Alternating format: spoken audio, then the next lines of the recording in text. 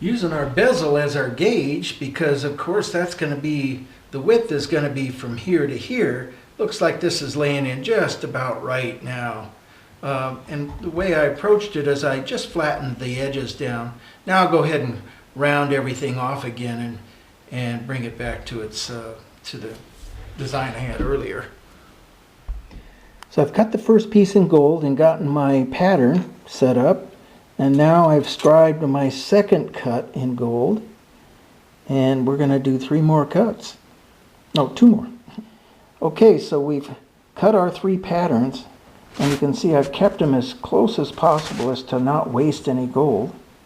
So it's time to cut them out. First we put them on the shear, and that shouldn't be too much of a problem. The next part of this, we're going to have to get the saw out and cut out these round parts. And it'll be a rough cut, because then I can come back in with the shear and go ahead and trim down anything that's you know, not within that line. All right, that first S line is cut with the saw. Once I break that off, then I can pretty much just go straight in. And you can see this line here. I can just shear that straight off, and then we can start trimming. So that inside curve is going to be a little harder to cut with the shear with gold. So I'm going to saw that inside curve. It'll make it a little more accurate and leave me, it doesn't take that much extra time.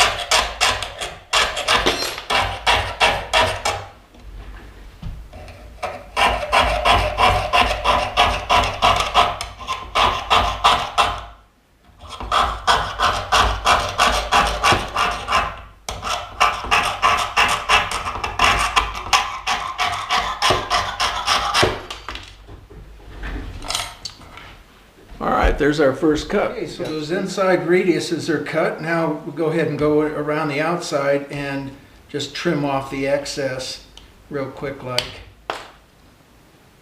Get it down to where I can cut it fairly easily and end up with a nice line. And so it doesn't fight me. I'll just trim it off there. A little bit more on this one. And then one more.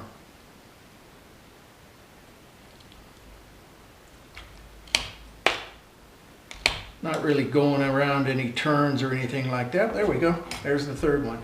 Now we come back in with the shear, and we can catch the line perfectly, and that scrap will peel back very easily with no resistance.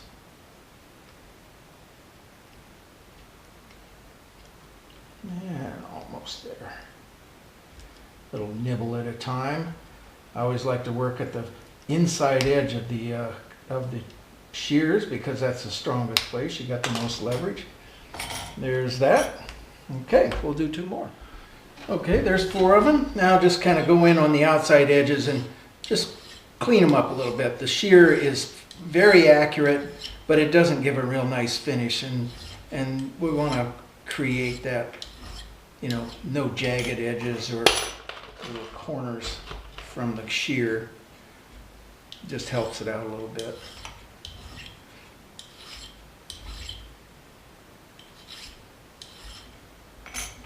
And that one's already done. One more.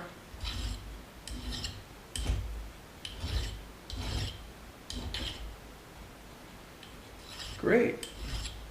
And I think we're ready to take it over the dapping block and go ahead and dap them away. So earlier you saw me use to put this in the wider radius block, and I think I'm going to use a block that's a little bit deeper radius or smaller radius. And since this is gold, we're going to probably have to tap it with the steel block rather than the plastic headed one, because as I said, gold is a little bit harder material. So just kind of go in half the way.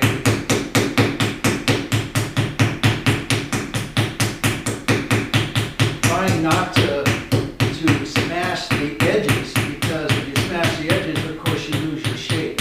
And it's just, I'm really, as you can probably hear, that I'm just barely tapping on this. I mean, I've got a lot of weight with this steel.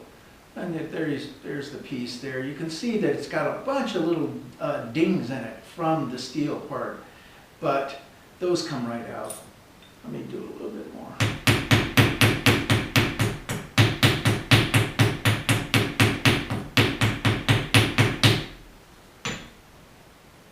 Much better. Nice even dome there. No problems. Looks pretty. So we'll go on to the next three. Oh, and by the way, of course we have to do two opposing directions or else we end up with a mess.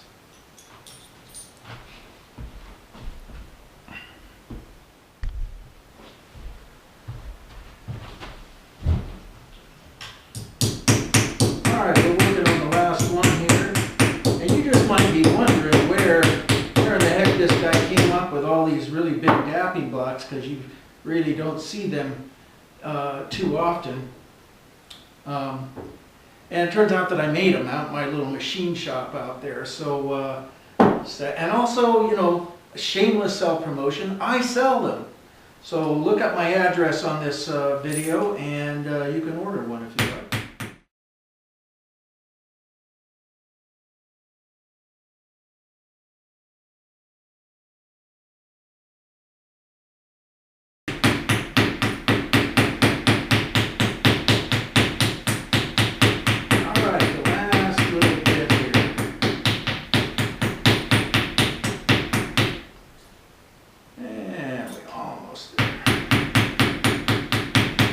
Here is to get the dents pretty evenly spaced, and that way you know that you rounded every last little iota of the design, and that's pretty good. So we'll come in closer and show you that part.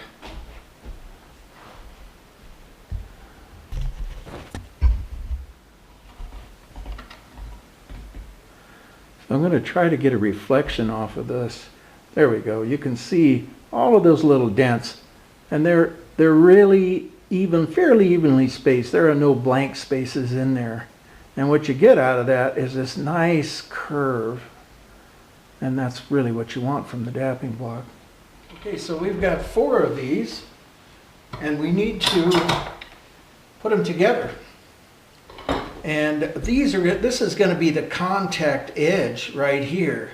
And so in order for those two to sandwich together very evenly, and you can see that it's not going to really sandwich together that well unless we go ahead and file this edge. And once again, we're back to flat filing, which is my number one favorite thing to do.